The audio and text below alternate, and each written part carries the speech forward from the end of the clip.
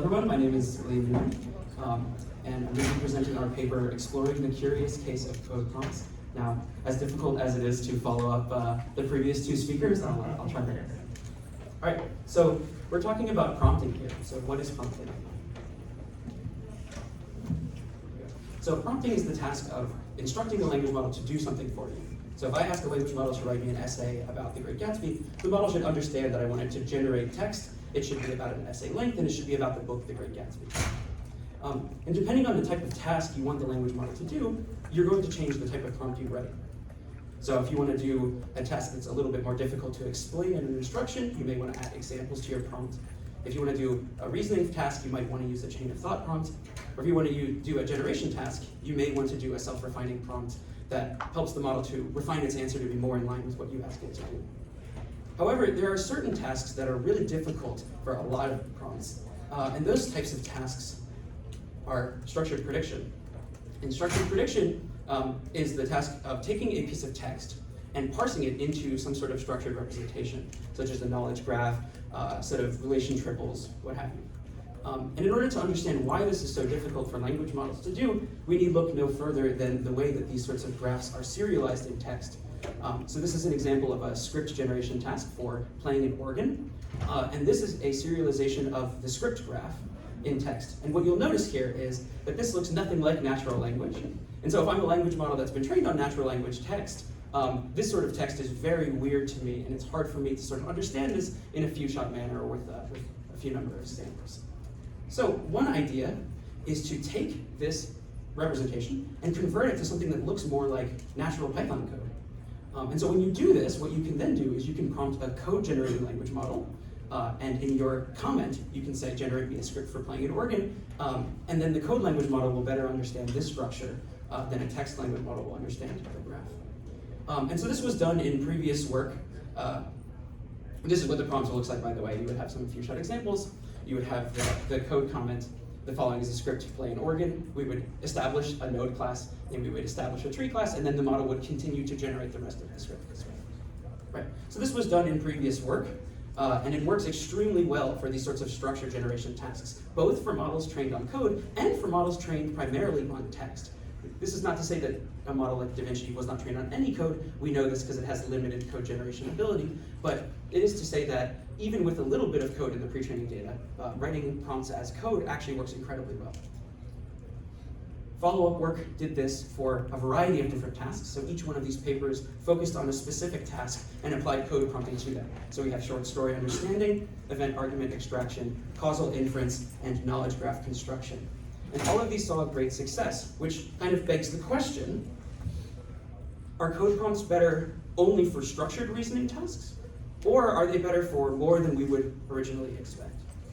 And so that's what we're going to investigate in our paper. So let's investigate it. So how should we test this? So first, we have to select a diverse set of benchmark tasks to test on. And we will talk a little bit more about what tasks we selected, but we want to select tasks that you wouldn't originally expect code prompts to do well on.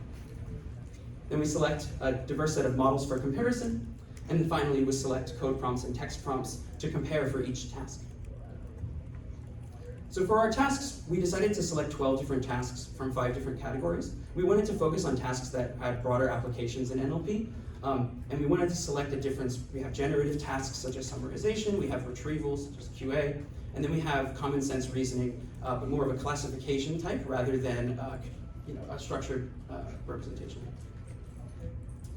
For our models, we used the two models originally used in the code prompting paper. We have DaVinci and Code DaVinci, aka Codex. But we also included Text DaVinci 002, which is a fine-tuned version of Codex, but it was fine-tuned on text instructions only. So we were curious to see if that would help. So now it's time to select our code and text prompts. But how do we get our code prompts? They aren't just like publicly available code prompts. So what we did is we selected one text prompt per task from the prompt source dataset. And then we rewrote these text prompts to become code prompts, trying to preserve as much of the instruction as possible while changing the sort of external form of the prompt. And then finally, we add in-context examples to both prompts for inference by randomly sampling from the training set with a set seed, and we have an ablation study in our paper showing that this is consistent across seeds.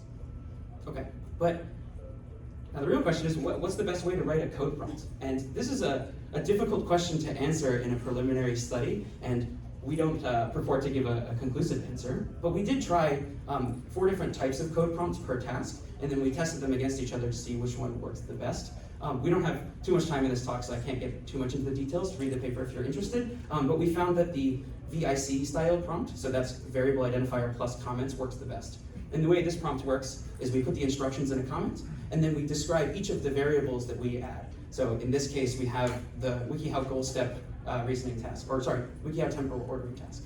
And we describe each of the steps and the goal, and then the list of the ordering of steps. Okay, so to answer the question, are code prompts better than text prompts in general, not just for structured reasoning tasks? Actually, yes.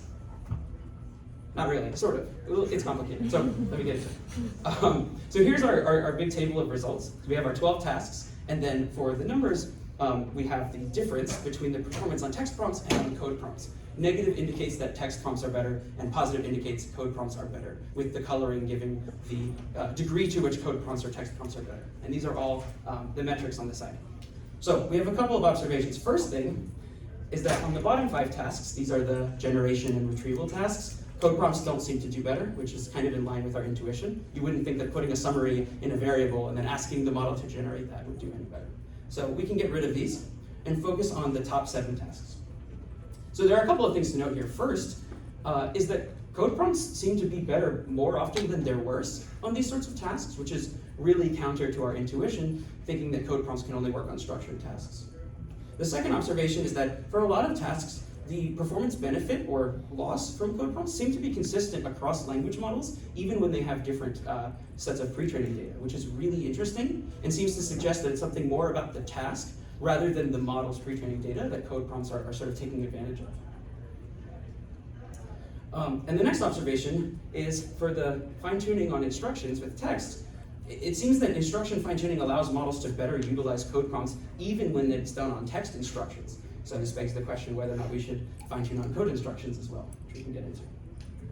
And then finally, given the right task and model, code prompts can be way better than text prompts. So here, we have highlighted a couple of boxes. I'd like to point attention to the over 10% improvement in accuracy for WikiHow temporal and Winogrand, which is a really not insignificant improvement in accuracy. And so I think further ablation studies and sort of look into this phenomenon is really important.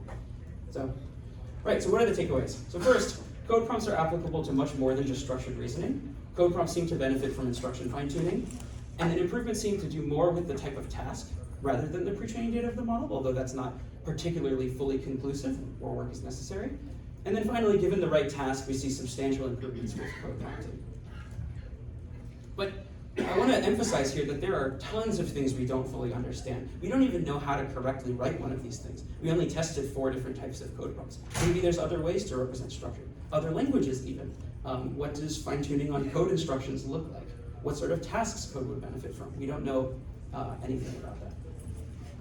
And finally, I want to also mention that insights on code prompts, I think, can transfer to insights on reasoning in general. So why do code models reason more effectively than text models? What latent structures do LMs use? How do we even define what a structured reasoning task is? Can all be sort of investigated through the lens of code prompting. So yeah, that's it for the talk. Thanks so much to my co-authors, Harry, who's here in the audience, and Chris. There's our paper link and our GitHub if you want to see. And yeah, please.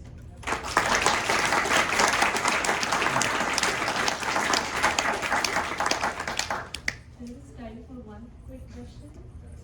Does anyone have?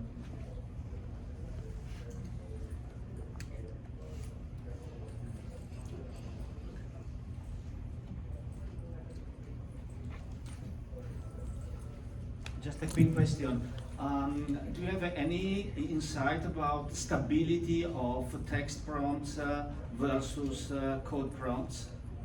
That's a good question, and the short answer is not really, because our study is very sort of preliminary. We had some of these early results. We thought they were really promising, and we wanted to sort of put them out there to get people's thoughts and attention on this subject. We didn't get the chance to test a whole ton of different text prompts and a ton of different code prompts. There was a recent paper by IBM that looked into these. They called them pseudocode prompts. and they found a lot more improvement of code prompts over text prompts on a larger scale. But I don't remember off the top of my head how many different sort of prompt formulations they tested, so it's a good question. I will say though, as for stability of different code prompts, it varies pretty heavily depending on how you write the code prompt, and we have a graph on that in our paper. And it also depends on the type of task. So certain formulations of the code prompts do better on certain tasks, and it's not clear what the general trend is there. So I think that that's room for investigation, for sure. Thank you. Thanks, Liam. The next presentation is using planning to improve semantic parsing of instructional text by